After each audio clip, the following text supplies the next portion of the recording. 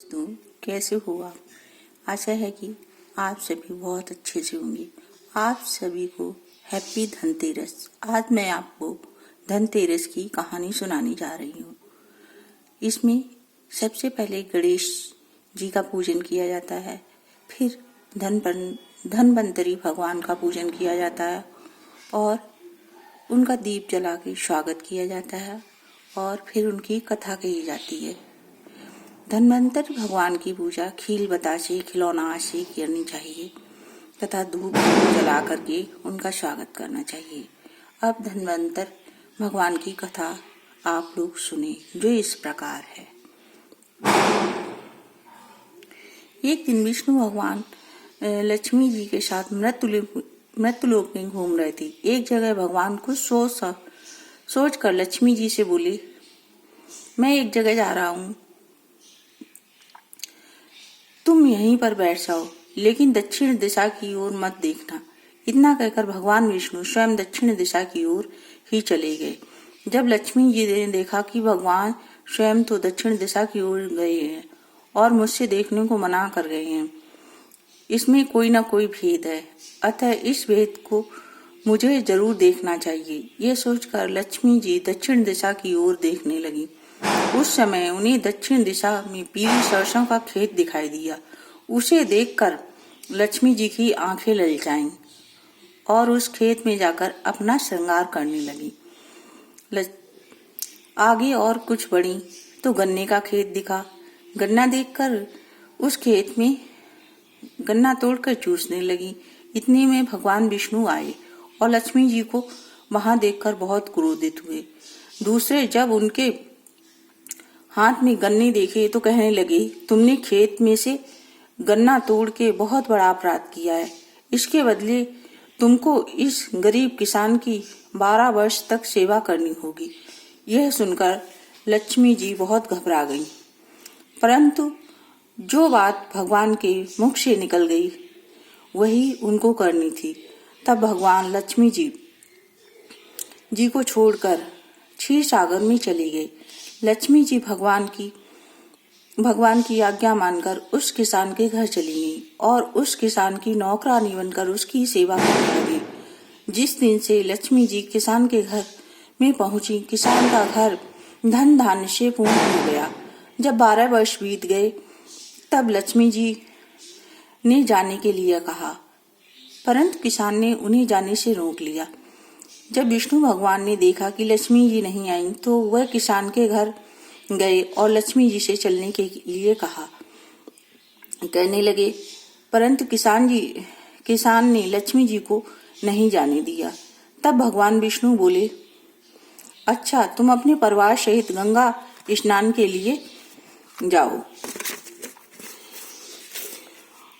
और गंगा में इन 4 कौड़ियों को छोड़ देना। जब तक तुम वापस नहीं आओगे तब तक हम नहीं जाएंगे। किसान ने ऐसा ही किया। जब वह गंगा जी में जैसे ही कौड़ी दिए छोड़ने लगा, वैसे ही गंगा जी में से 4 हाथ निकले, चारों कौड़ियों को ले गए। जब किसान ने ऐसा देखा तो वह गंगा जी से कहने लगा, हे गंगा मैया, तेरे अंदर से ये जो 4 हाथ निकले ये किसके हैं? तब गंगा जी कहने लगी, किसान, ये मेरे ही 4 हाथ हैं। तू जो ये कौड़ियां मुझे भेंट के लिए लाया है, ये वही कौड़ियां हैं जो किसान ने दी हैं। तब गंगा जी बोली, तेरे घर में जो औरत रहती है वह लक्ष्मी जी है और जो आदमी आया है वह भगवान विष्णु है।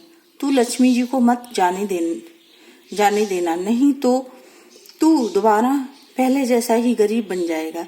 यह सुनकर वह गंगा स्नान करके वापिस अपने घर आया। घर आकर भगवान से कहने लगा, मैं इनको घर से नहीं जाने दूंगा। तब भगवान बोले, यह तो इनका दोष था, इसलिए अतः इनको मैंने इसलिए इस जगह छोड़ा था। इनके दंड के 12 वर्ष अब पूरे हो गए हैं, इसलिए अब मैं इन्हें लेने आया हूँ। तब किसान बोला, मैं इन्हें नहीं जाने दूंगा। तब भगवान हंसकर कहने लगे, हे किसान, लक्ष्मी बड़ी चंचल है। ये आज नहीं तो कल तेरे घर से अवश्य चली जाएगी। तुम तो क्या अच्छे अच्छे अपने घर में लक्ष्मी जी को नहीं रोक पाए। इस पर किसान कहने लगा, परंतु मैं नहीं जाने दूंगा। इस बात को सुनकर लक्ष्मी जी बोली, किसान, यदि तुम मुझे रोकना ही चाहते हो तो सुनो, कल तेरस है, अतः कल तुम लीप पोत कर साफ सुथरा घर रखना। रात को घी के दीपक जलाकर रखना। तब मैं तुम्हारे घर आऊंगी। उस समय तुम मेरी पूजा करना, परंतु तुम्हें दिखाई नहीं दूंगी। किसान ने कहा, अच्छा, मैं ऐसा ही करूंगा। इतना कहकर लक्ष्मी जी दसों दिशाओं में फैल गईं और भगवान देखते ही रह गए। दूसरे दिन किसान ने लक्ष्मी जी के बताए हुए अनुसार सारा कार्य किया। उसका घर धन दान से पूर्ण हो गया। इसके बाद वह हर साल पूजा करने लगा। उसको देखकर और व्यक्ति भी पूजा करने लगे।